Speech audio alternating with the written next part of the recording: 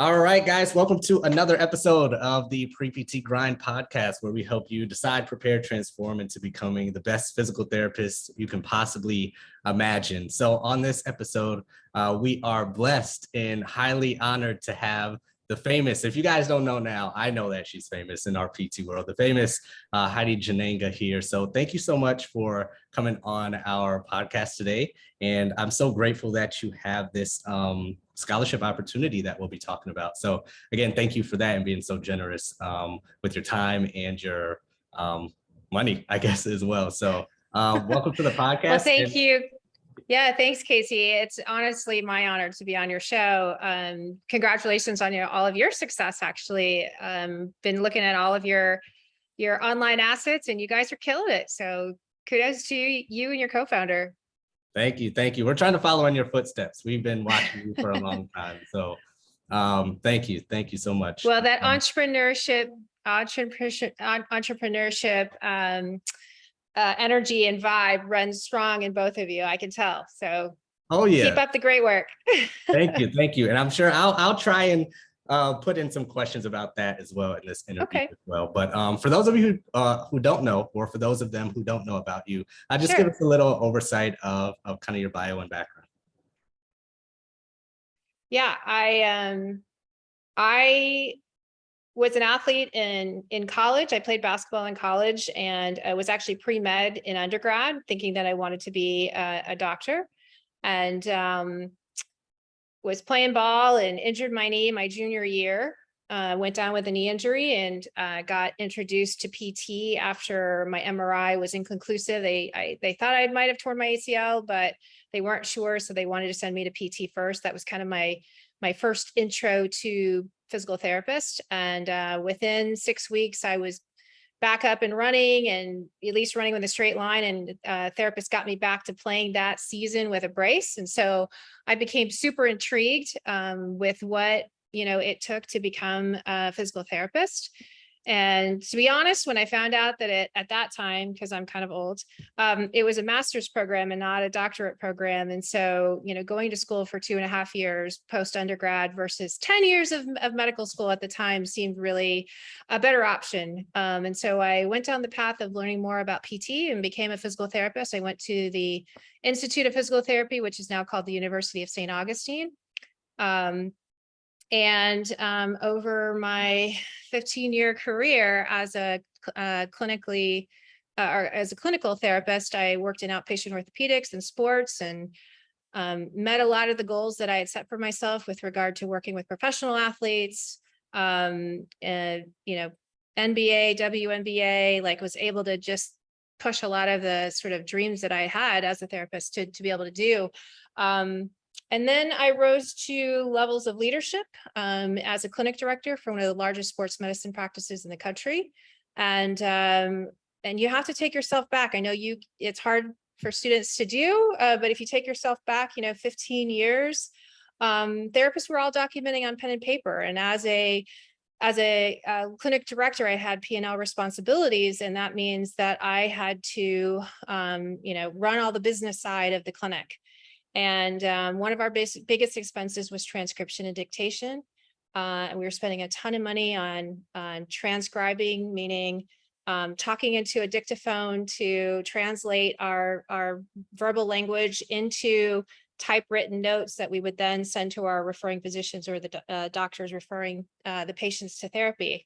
And so I thought there had to be something better out there. So we did a little research, and everything we found was very medically based, non-web based. And as we all know, therapists don't like to sit behind a desk.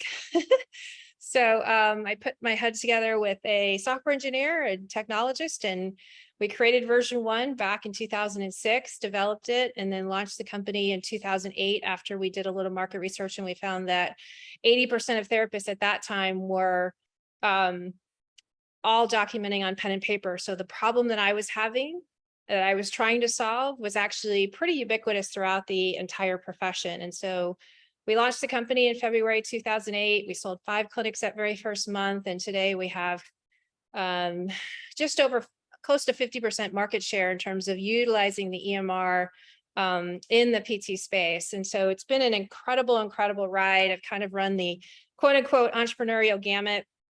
I left practice, actual clinical practice in 2011 after my daughter was born. Trying to juggle 3 full-time jobs was not kind of in the cards, but this path of taking me out of non-clinical practice. But anytime anyone asks me, well, what do you do? It's not tech entrepreneur or anything like that. My first response is still always, I'm a physical therapist who happened to do this other thing.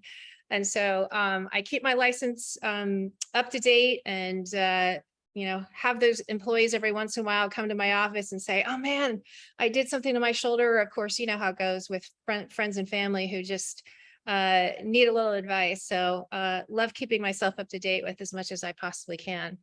And then sort of just the transition to the topic at hand. I've accomplished some financial success with building a software company and having a few rounds of funding that have allowed me to set aside some money in a foundation to do something. And I didn't really know what I really wanted to do with it. So I sat on it for about a year, trying to decide what path I wanted to go in. And we do something called the State of Rehab Therapy Report every year at WebPT. And one of the big findings was all about the lack of diversity in the profession. And, every year it would come back and it would be minuscule changes in the percentages across the board of, differentiating or changing the diversity. And so after the events of 2020, and still no changes in our 2020 report, I set out with my foundation to make a difference in trying to slowly change the diversity by creating a scholarship program for incoming students who have been accepted into the physical therapy school. So any school across the country can receive, as a student, you can receive a scholarship. So we have 2 different scholarships, one for CREST scholars, which is first and second year students in PT school, and then also a residency program scholarship for those that want to go on to residency after they've graduated from PT school. Man, there's so much to touch on with it. And again, I'm so grateful and thankful that you're doing this. It's just going to help so many people, in addition to the people who you've helped so far, as I'm sure you know. But there's one point that stood out to me. You were talking about solving problems. Yep. And many times, and this goes into the topic as well, we get the question all the time, is PT school worth it? And I'm sure you have as well, with the rising costs and everything that your scholarship is helping to work with that problem. But I try to explain to people from what I've learned in business through people like you and others, that in order to make something like this worth it, the return on investment worth it like this, you have to be a problem solver who just happens to be a physical therapist, like you said. So that absolutely resonated me. I'm so glad you said that, and that brought back memories of what I've learned so far. And I just wanted to share that or reiterate it with our audience, because you've done that as a physical therapist. You're a clinician, or you were a clinician, but you found other problems that you can solve for people and students to make their lives better, but you're still a physical therapist. So outside of that scope of practice that we think so much of physical therapy, you can still solve problems outside of that clinical role, which is so absolutely amazing in this field. So glad you brought that up. You're so spot on, Casey. And I would even say that even as you look for attributes of those that make great physical therapists, that's what we do every day with our patients as physical therapists. We're problem solving, right? We are using a clinical method to understand, okay, what are the problems coming in? And then what are my tools in my tool belt that I have to actually solve and help these issues that they're coming to me with? So inherently as therapists, that kind of problem solving persona is something I know that schools kind of look for in your ability to be a good problem solver, right? So just inherently, I think from an entrepreneurship perspective, like we're great entrepreneurs because we already have that mindset of, hey, we have problems that we need to solve, and we're here to help and to solve them, at least help solve them with you. Absolutely. So segueing back into the scholarship, is that something you look for in applicants when they apply to the scholarship? Kind of what do you guys look for with these 2 scholarships? Yeah, we obviously have the basic academic profile. We obviously are catering to BIPOC students, so the underrepresented folks in the who have gotten into PT school who may have more financial need, or and similar to what you're doing, we also have created this community of mentorship with our scholars, helping the next cohort of scholars and things like that. So we definitely look for problem solvers. We have the interview processes, the application, which has the basic criteria. And then once you sort of meet the mark on all of that, you go through a pretty intense interview process with what we call our beachcombers, which is a amazing group of folks that have come together to help be a part of the selection committee, who are representative of, from all different aspects of not only the PT profession, but outside of the PT profession, who are kind of, they know a little bit about PT, but it's really another lens of what you're saying, these intangible attributes that these students have that, we hope will be game changers and change makers in the industry to come.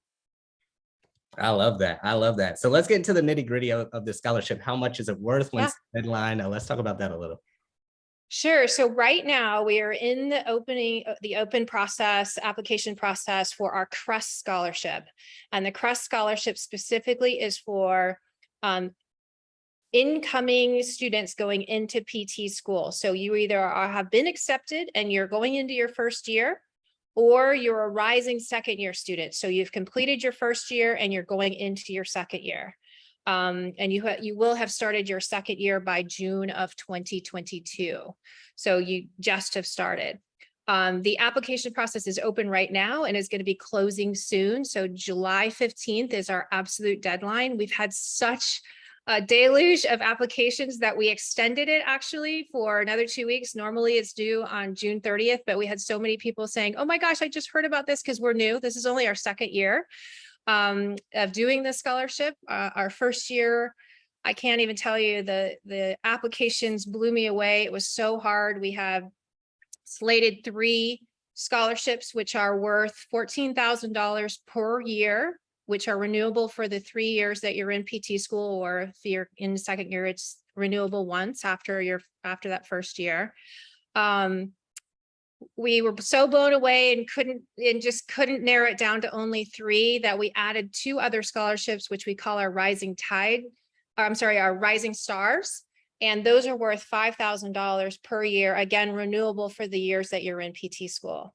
So by far it's very valuable. But more than the dollars, as I mentioned before, it's about building a community, building a network that with our residence students as well, that is the next scholarship, which is called the Surge Scholarship. You kind of see this nautical theme happening here, right?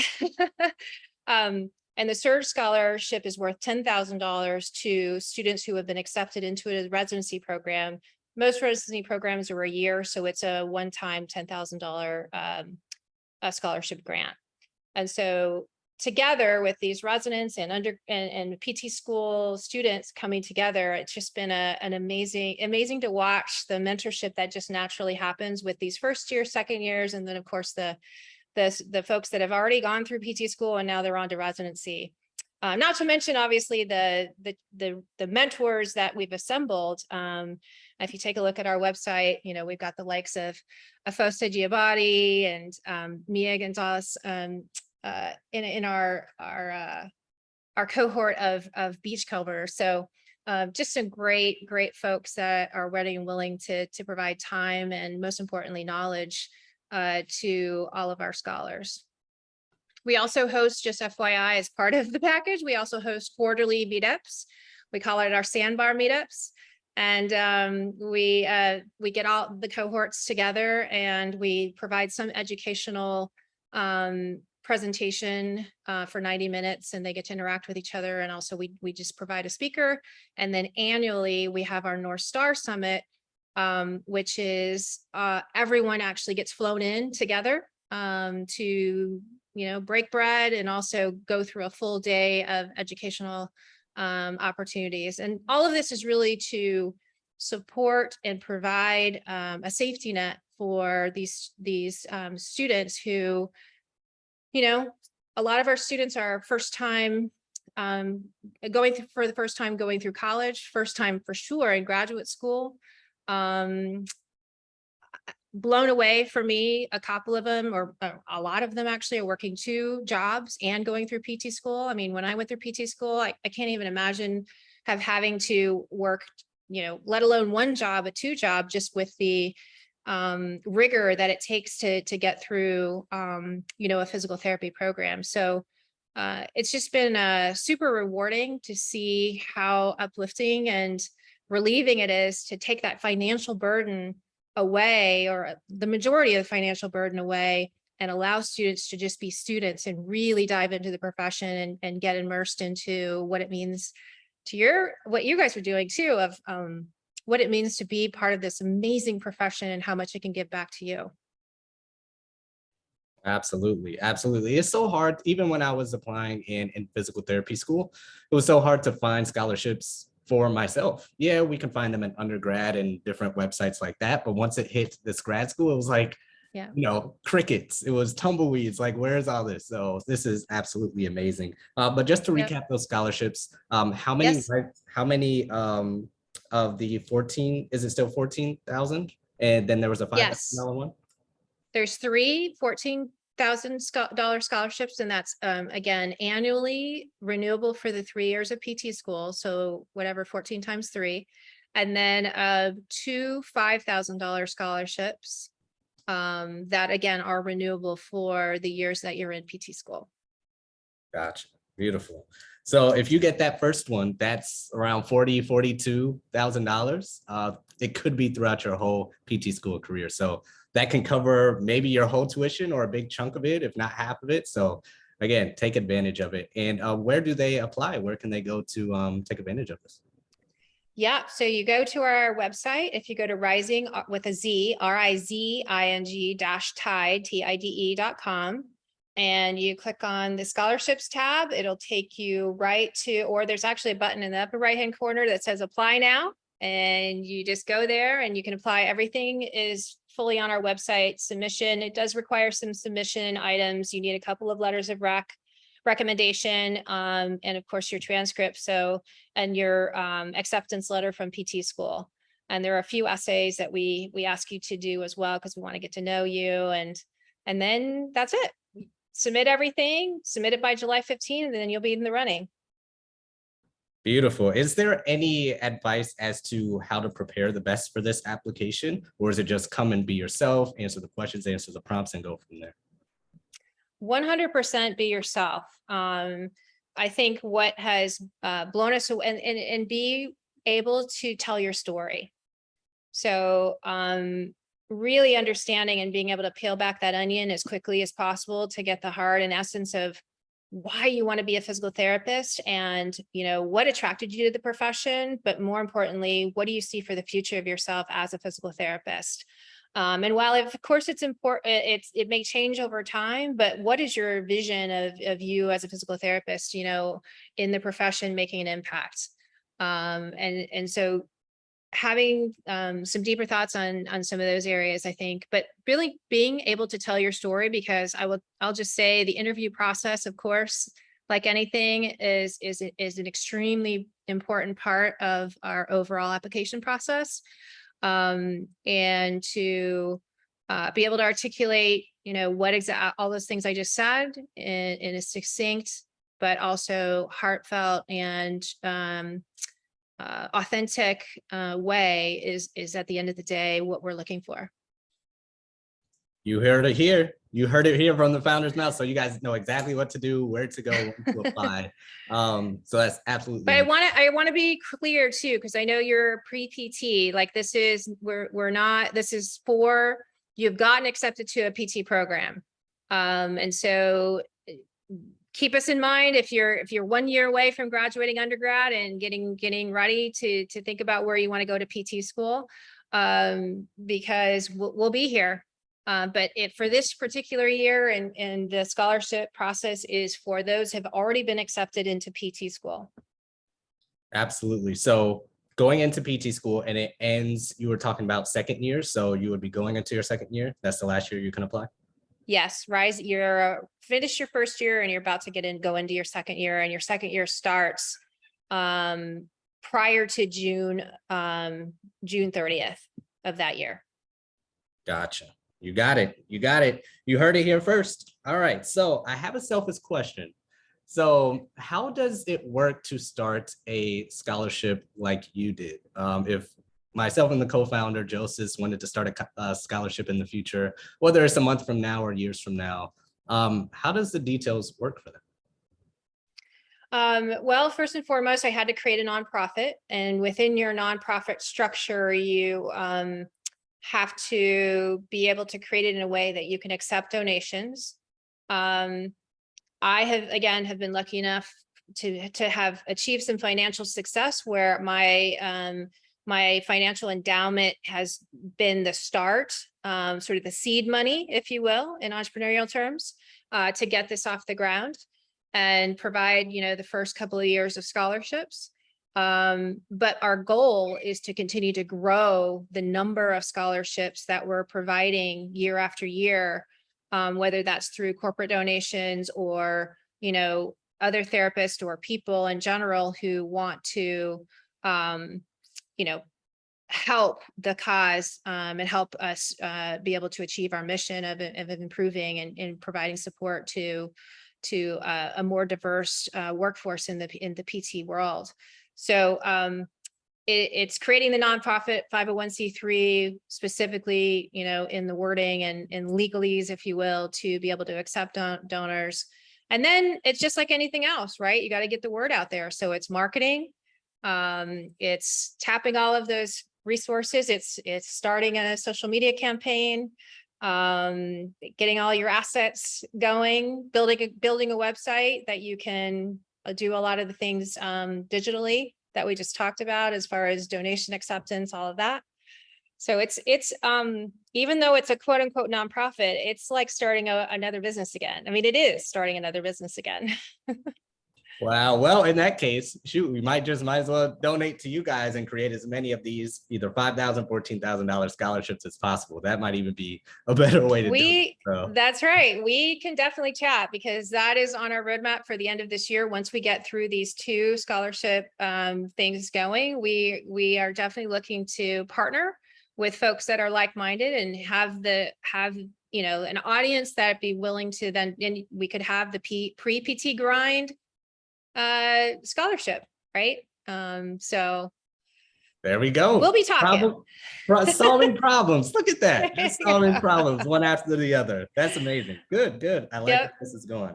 Other questions that I have, just off questions here, because I know our audience, especially when they first find us, skew very hard, like many of us, to the sports side. And you mentioned you did sports. How did that work? How does that work? If anybody was thinking like, wait, how did she do that? How did that all come about? Yeah, so when I started talking to the therapist that was rehabbing me when I was when I just asked a lot of questions, first and foremost, because I really had no idea what a physical therapist was, how much school it took, like what is the day in the life of? And so obviously living it as a patient first was interesting, but then as a patient, you develop a relationship with your therapist. And so I asked a lot of questions and it was intriguing. And then once that summer, I actually went and did some office hours and got an internship with the Sacramento Kings. And so I was working with their therapist, and I was at UC Davis in Northern California at the time. And so I knew that I had an affinity and potentially wanted to work with athletes, regardless of what medical sort of specialty that I was going to be in. And so I, went down that track and got the internship, got the, observation hours and clinical sort of observation and practice a little bit. And then the next summer after that, I actually got a job as a tech in an outpatient PT practice. And that's really where I got a lot of the experience and understanding and working directly with therapists and patients on a daily basis that I knew hands down, this is what I wanted to do. And so, yeah, I then applied to PT school, and believe it or not, I didn't get into PT school my first year that I applied. I know it's a story I saw on your website. It happens a lot, and it's very, it's a competitive application process to get into PT school. And so I took the feedback that I got from the application process, went back and took a couple of classes over to get my GPA up, and did a little bit more. I continued to work in the PT practice, and then my second year of applying, I was lucky enough to get into a couple of schools and made my choice to go back to Florida, where I grew up. So yeah, it took me a time or two, and it was a little difficult to swallow to not get in that first year, but I knew this is what I really wanted to do, and so just kept pursuing the passion. I love it. Then how did you get to work with, from that point on, how did you go into the specialty of working with athletes and sports and things like that? Yeah, so during PT school, you get to choose. So there are a couple of assigned or mandatory clinicals that you do, where you go out and you actually work in practice. So I did my couple of mandatory ones, and then on my elective one, the one that I got to choose into the specialty that I thought I was going to go in, which I kind of knew I wanted to do sports and outpatient. I selected a clinical that was actually, I was going to school in Florida. I did all of my clinicals all over the US. I did one of them in Texas. I did one of them in Birmingham, Alabama. And then the sports clinical one was actually in, of all places, Des Moines, Iowa. But I got to work with a clinic that was inside of a hospital. They were an outpatient practice associated with a hospital that actually was the medical support for the Iowa Barnstormers, which was a indoor football league. And it was, oh my gosh, I'm blanking on his name right now. It was the year that he was a quarterback for the Arizona Cardinals for a long time after he was in Canada. Oh my gosh, I'm blanking on his name right now. Anyway, he was super famous now, but I got to work with athletes on the field as a physical therapist in the clinic. Like, you saw the full circle sort of how a PT can sort of be working with the whole clinical medical team, the athletic trainers and all of that. And so, yeah, it was actually kind of knowing and being able to select and kind of choose my path. And then once I graduated from PT school, I had gotten a scholarship through a large corporation, and they were had just started. I guess the gist of the story is you kind of got to go with the flow. I didn't have a preset, like, oh my gosh, I have to live in California, or I had to live in Arizona.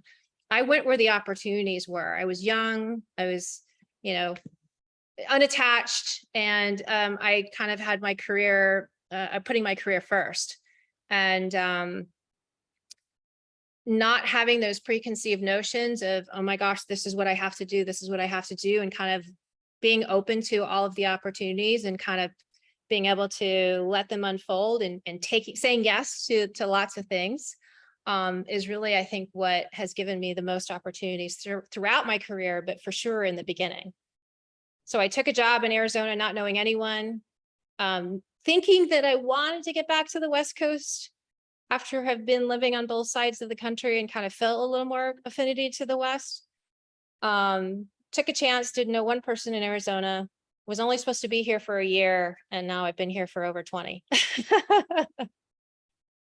Wow, what a story. I explained that because I've heard so many stories similar to yours who've worked with athletes and in the sports realm. And I'm like, there's no yellow brick road. You just got to network, create your own path, follow the opportunities, like you said, and just make your own name. So that aligns with exactly what I've heard. So well, and I'll say one more thing, Casey, on that point.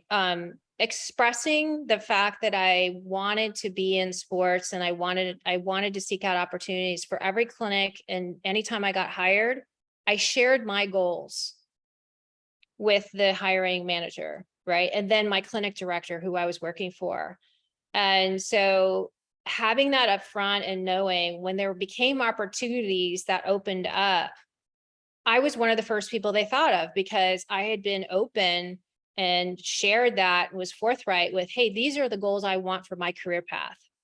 And I think that's really critical. I think too often people are shy about thinking, oh, that's a huge aspiration. I can't say that. I'm only a student, or I'm only a new grad, right? And so career pathing is critically important. And right now, with how hard it is to keep employees, it's really important for you to put that out there in the beginning so that it's a partnership with that employer. It's not you, it's not them dictating everything to you. It should be a give and take partnership. And so I'll just throw that out there. I think that was really something that helped me get those steps up fairly quickly, because I was out there saying, yeah, I want to do that. Right. Absolutely. Absolutely. I just want to say this first, just listening to that story from start to finish, because over the years, our specialty has become students with lower GPAs or rejected multiple times and all this. And I try to explain to them, like, there's so many like famous people in the PT community who have your story. Like, you went from, I wrote it down, rejected, then in school, then sports PT, then clinic director, then co-founder of a tech company, then a scholarship founder. And she was just like you 15, 17, 20 years ago. She's you. So you can absolutely, blaze your own path going into physical therapy. So I know there's two people out there listening right now, like, oh, I can never be her. Oh, I can never do this. Like, no, you can absolutely do this. So if that blew over people's head, I just need to make sure I spent some time to talk about that. So that's absolutely amazing. I have two other questions for you Yeah. going into this podcast. Number one, how does scholarships or do you know this yet? How does scholarships work for international students or DACA students? We have some students reach out to us in the past years about how certain scholarships didn't work for them, or maybe that's something we talk about after the podcast. How would that work with either creating a scholarship for that, or does that work for Rising Tide? For international students, it does not work today, because our goal stated mission is to help promote the US, like people within the United States getting into PT school, and also staying, like it's all about the longevity and the changing the US sort of PT profession, right? And so, it's hard to know whether or not international students sometimes will want to stay, and then there's visa issues and all of that, and they might have to leave, right? So not to say that they're not important in improving the overall profession for the period of time that they're here, but to our stated mission, like, it's really a long-term play in how we want to change the overall diversity and makeup of the US workforce. With regard to DACA students, we absolutely will entertain DACA students who have gotten into PT school and want to go on to become a physical therapist. There's no limitation to those living in the US, regardless of their citizen status, if they have been sort of deemed or in this sort of a grouping of the DACA students they've been born here, they've gone through school, but they're in this kind of limbo category. So we absolutely would welcome anybody who is in that category to apply. Gotcha. Fair enough. Fair enough. Appreciate that. Then at least the last question I have here is just your overall thoughts on the state of physical therapy. Are we dying? Is it going into the trash? Should people not even apply to this profession? Just through your experience and what you've seen over the years, kind of what's your thoughts of the state of PT right now? Super optimistic. We have lots of things going for us as a profession. I know there's, doom and gloom stories out there, and COVID hasn't done a lot of, just like everyone, it's kind of made people raise their head up and question whether or not they made the right choices in coming to PT school. Now, do we have some things that we need to overcome with, student debt and cost of education and reimbursements continuing to decline? Sure, but that's in our overall healthcare system in general. But with the population overall of the demographic of where the demographic of our US population is headed, and the education that we have as physical therapists to be more of that primary care when it comes to MSK or musculoskeletal injuries, we are primed and ready. And there's so many different areas with regard to population health, diabetes, obesity. We are the most educated healthcare provider that can be impactful in those populations. And so there is definitely a lot of optimism from my perspective in this industry. And I'm so thankful every day that I chose this profession as my career. And more than that is really my calling, right? And so that's why, even though I'm not practicing clinically anymore, I keep coming back. I keep coming back to want to give back now that to a profession that's given me so much over the years. It's, a lot of people ask me, well, why is your scholarship only for physical therapists? Why don't you have a scholarship for anybody going any medical field? And it's well, no, this is my core competency. These are my people, right? And I want to do that. I want to see our profession continue to grow. And to your point, continue to thrive and make a bigger mark in terms of us as physical therapists on the people that we can serve. Casey, we talk a lot about at WebPT, which is my company that I co-founded, the 90%. So we know from data that 90% of patients who have a musculoskeletal injury aren't getting into PT. And so, our goal at WebPT is really to move the needle on improving that. Even if we did by 10%, even 5%, it would significantly, overwhelm the number of clinics that we have the opportunity today and open up more and more opportunities to start more PT schools, get more PTs into action. And so we need to do a few things to make that happen. And we're definitely, that needle is starting to move. And so it's an exciting time, honestly, with the connection of technology now alongside of, what our bread and butter of how, when we put our hands on patients, the sort of hybrid of those two, I think we're going to crush it. I agree. That brings me to another thought, just real quick, because sometimes we get pushback with this, is the quote unquote overpopulation of physical therapists in the next 5-10 years. But it seems like you kind of already alluded to that answer. If we're only serving 10% and we expand that, we're going to need more physical therapists. Is that how you kind of see the answer to that? 100%. 100%. And you look at the job opportunities today that are all over the country, we are nowhere near saturated in terms of, or oversaturated in terms of number of physical therapists. So that has never been a problem. I don't foresee it being a problem anytime soon, especially with our aging population. Absolutely. 100%. Man, this has been absolutely amazing. Again, thank you for coming on the podcast and for the scholarship opportunity that's only going to grow throughout the years. I can't wait to see it grow and to also contribute however we can to help our people out in this profession. It's going to be amazing. We're problem solvers and we're solving the problems that we see. And if we can solve these problems, man, this profession is going to be booming more than it already has from the likes of people like you and others. So I'm just so grateful to talk to you. I've been spoiled.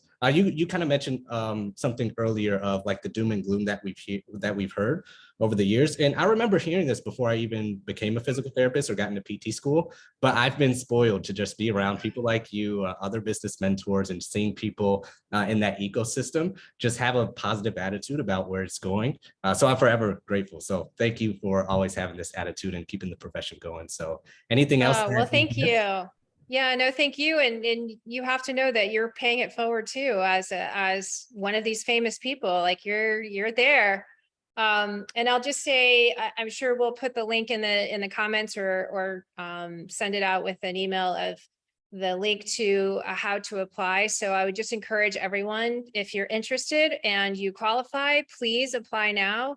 Like, yes, we've had a lot of opportunities, but or a lot of applications, but just like we said earlier, it could be you that we select. So don't miss out on this opportunity to potentially help with offsetting the student debt, which we know for students of color is the biggest barrier of getting of continuing and not being able to complete PT school. So please, please, please, if you qualify, we want to see your application.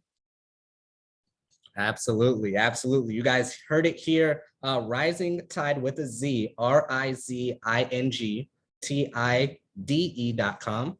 Go there ASAP. We're going to be expediting this episode everywhere we can. So once you hear this episode, like, you have no time. Like, you have to apply ASAP to take advantage of this. So take advantage, take action. And again, thank you so much for coming on this episode. And you guys go, Heidi is Googleable. Just go Google her and you'll be like, oh, that's who that is. Just go do your research. You'll find out why she's on this episode and having the scholarship. So thank you again, and look out for the next episode of the Pre-PT Grind podcast. Hope you guys enjoy. See you soon.